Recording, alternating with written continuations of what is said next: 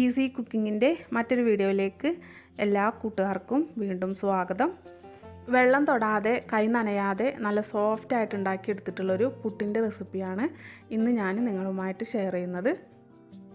വെറും 1-2 മിനിറ്റ് മതിയിട്ട് നമുക്ക് ഈ പുട്ട് തയ്യാറാക്കിയെടുക്കാൻ. അപ്പോൾ നല്ല സോഫ്റ്റും ടേസ്റ്റി ആയിട്ടുള്ള ഈ പുട്ടിൻ്റെ റെസിപ്പി നമുക്ക് കണ്ടു നോക്കാം. അതിനുവേണ്ടി ഞാനിത് അവിടെ ഒരു മിക്സി ജാർ എടുത്ത് വെച്ചിട്ടുണ്ട്. അതിലേക്ക് ഒരു 1.5 കപ്പോളം ഗോതമ്പ് പൊടിയാണ് ഇട്ട് കൊടുക്കുന്നത്.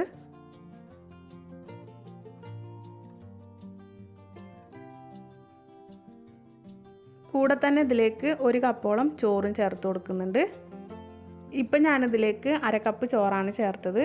1/2 കപ്പ് ചോറ് ഞാൻ പിന്നീട് ചേർത്ത് കൊടുത്തിരുന്നു കേട്ടോ. ഗോതമ്പ് പൊടി എടുക്കുന്നതിൻ്റെ ഒരു 1/4 ഭാഗത്തോളം തന്നെ ചോറ് എടുക്കണം കേട്ടോ.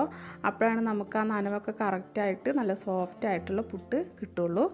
ഇനി ഇതിലേക്ക് ആവശ്യമായിട്ടുള്ളൊരു 1/4 ടീസ്പൂൺ ഉപ്പ് കൂടെ ചേർത്ത് നമുക്കിതൊന്ന് പൾസ് ചെയ്തെടുക്കണം. ഒരുപാട് ഹൈ സ്പീഡിലിട്ട് അരച്ചെടുക്കരുത്, ഒന്ന് പൾസ് ചെയ്ത് എടുത്താൽ മതി.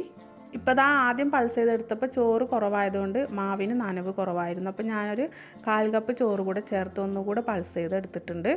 അപ്പോൾ നമുക്ക് ആ ഒരു നനവൊക്കെ കറക്റ്റായിട്ട് കിട്ടിയിട്ടുണ്ട്. നനവിൻ്റെ മാത്രമല്ല കേട്ടോ, ഗോതമ്പ് പുട്ട് നല്ല സോഫ്റ്റ് ആവാനും ചോറ് കൂടുതൽ ചേർത്താൽ നല്ലതാണ്. പൾസ് ചെയ്തെടുത്ത മാവ് മറ്റൊരു പാത്രത്തിലേക്ക് ഇട്ട് കൊടുക്കുന്നുണ്ട്. ഇനി ഇത് വേറെ വെള്ളം ചേർത്ത് നനച്ചെടുക്കേണ്ട ആവശ്യമൊന്നുമില്ല. നമുക്കിപ്പോൾ ഇത് പുട്ടുപൊടിയുടെ ആ ഒരു കറക്റ്റ് നനവിൽ തന്നെ കിട്ടിയിട്ടുണ്ട്. ഇനി നമുക്ക് ഈ മാവ് കൊണ്ട് പുട്ട് ചുട്ടെടുക്കാം. പുട്ടുകുറ്റി എടുത്ത് വെച്ചിട്ടുണ്ട്. അതിലേക്ക് ചില്ലിട്ട് കൊടുത്ത് ആദ്യം തേങ്ങ ഇട്ട് പിന്നെ മാവിട്ട് പിന്നെ തേങ്ങ ഇട്ട് അങ്ങനെ നമുക്കിത് ഫില്ല് ചെയ്തെടുക്കാം. 2-3 ലെയറായിട്ട് തേങ്ങ ഇട്ട് കൊടുത്ത് നമ്മുടെ ഇഷ്ടത്തിനനുസരിച്ച് ഫില്ല് ചെയ്തെടുക്കാവുന്നതാണ്.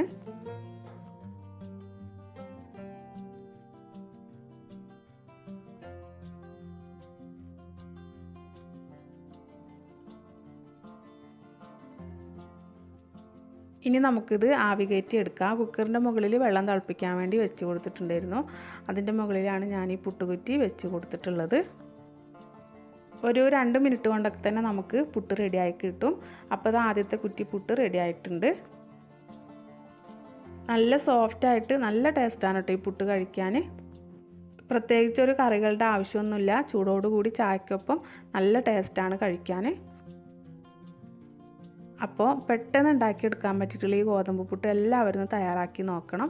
എന്നിട്ട് അഭിപ്രായം പറയാൻ മറക്കരുത്. നിങ്ങൾക്ക് വീഡിയോ ഇഷ്ടപ്പെട്ട ലൈക്ക് ചെയ്യാനും ചാനലൊന്ന് സബ്സ്ക്രൈബ് ചെയ്ത് സപ്പോർട്ട് ചെയ്യാനും മറക്കരുത്. നമുക്ക് അടുത്ത നല്ലൊരു റെസിപ്പിയുമായി വീണ്ടും കാണാം.